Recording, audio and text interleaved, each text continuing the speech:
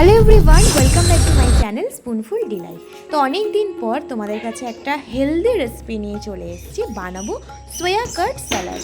তো সোয়া কাট স্যালাড বানানোর জন্য আমি সয়াবিনটাকে একটু নুন দিয়ে সিদ্ধ করে কড়াইতে 2 চামচ তেল দিয়ে একটু নুন, হলুদ আর একটু লঙ্কার গুঁড়ো দিয়ে জাস্ট হালকা করে ফ্রাই করে রাখলাম। এবার মিক্সি জারে দিয়ে দিলাম টক দই, 4 মগজ, 2টো করে আলমন্ড, কাজু, সাদা তিল, মেয়োনিজ আর একটু চিনি দিয়ে পেস্ট করে রাখবো।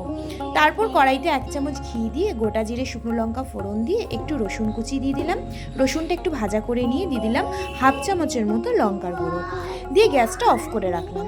এবারে আমি এর মধ্যে দিয়ে দিলাম হালকা করে ফ্রাই করা সয়াবিন, দিয়ে দিলাম কাঁচা পেঁয়াজ কুচি, দিয়ে দিলাম বেশ কিছুটা কাঁচা লঙ্কা কুচি, দিয়ে দিলাম একটু কিশমিশ, একটু আদা কুচি আর দিয়ে দেবো একটু ধনেপাতা।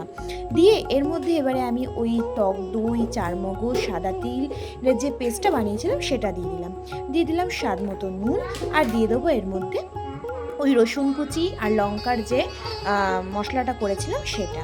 এবারে আর কিছুই দেওয়ার নেই, ভালো করে সমস্ত উপকরণটা সয়ার সাথে ভালো করে মিক্সড করে নিতে হবে। তাহলেই কিন্তু আমাদের রেডি হয়ে গেল ভীষণ tasty and healthy soya cut salad. তো বন্ধুরা, এই রেসিপিটা খুব চটজলদি বাড়িতে তৈরি হয়ে যায় এবং ভীষণ টেস্টি হয় খেতে। তো তোমরা একবার অবশ্যই বাড়িতে বানিয়ে খেয়ে আমাকে কিন্তু কমেন্ট করে জানিও যে রান্নাটা কেমন লাগলো। তো দেখা হচ্ছে এরকমই আরও অনেক রকম নতুন নতুন রান্না নিয়ে। এখনের মতো টাটা।